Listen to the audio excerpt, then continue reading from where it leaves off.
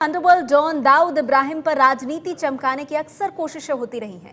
अब दिल्ली से सटे गाजियाबाद में हिंदू महासभा के अध्यक्ष चक्रपाणी ने दाऊद की कार बताकर एक कार जलाई। तस्वीरें आप देख रहे हैं। चक्रपाणी ने मुंबई में 9 दिसंबर को हुई नीलामी में एक कार खरीदी थी जो दाऊद की बताई जाती थी।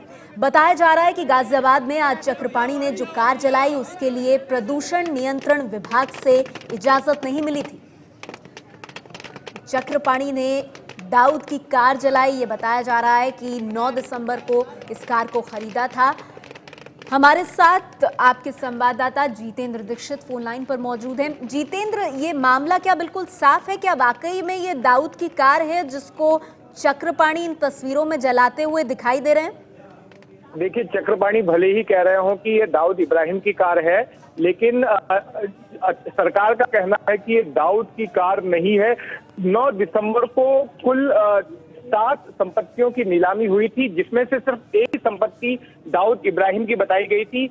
दक्षिण मुंबई के पाकमोड़िया स्ट्रीट पर होटल रौनक अफरोज है, उसे ही सिर्फ दाऊद की संपत्ति बताया गया है। बाकी की सारी जो दूसरी संपत्तियां हैं, जिसमें कि ये कार भी शामिल थी, वो अलग अलग मामलों में जब्त की गई संपत्तियां थी, जिनका कि दाऊद से कोई लेना देना नहीं था। लेकिन उस बीच जब नीलामी के थोड़े से पहले ये अफवाह उड़ गई कि जो संपत्ति नीलाम हो रही है उसमें दाऊद की कार भी है, तो ये सुनकर चक्रपाणी भी आ गए और इन्होंने दाऊद की कार पर बोली लगाई।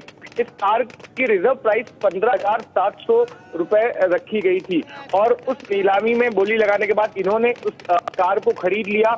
और इनसे जब पूछा गया कि आपने जो कार खरीदी है ये तो दाऊद की है ही नहीं, आप कैसे कह रहे हैं कि ये दाऊद की कार को आपने खरीदा है और इस उद्देश्य से खरीदा है ताकि लोग जो दाऊद से डरते हैं एक संदेश दिया जाए कि दाऊद से डरने की जरूरत नहीं है।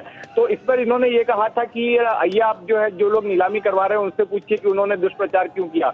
हालांकि हकीकत यह है कि नीलामी कराने वाली एजेंसी ने कभी ये कहा ही नहीं कि जिस कार को दाऊद की कार के तौर पर ये खरीद रहे हैं, बोली लगा रहे हैं, वो कार दाऊद इब्राहिम की है। ये एक अफवाह के झांसे में आ गए और उसके चलते इन्होंने तो जितेंद्र, जैसे आप अहम जानकारी दे रहे हैं, सरकार की तरफ से कहा जा रहा है कि दरअसल ये दाऊद की कार है ही नहीं। वहीं चक्रपाणी इसे दाऊद की कार बताते हुए 9 दिसंबर को जो कार उन्होंने मुंबई से खरीदी थी उसे जलाते हुए दिखाई दे रहे हैं। दाऊद के नाम पर सियासत हमेशा होती रही है।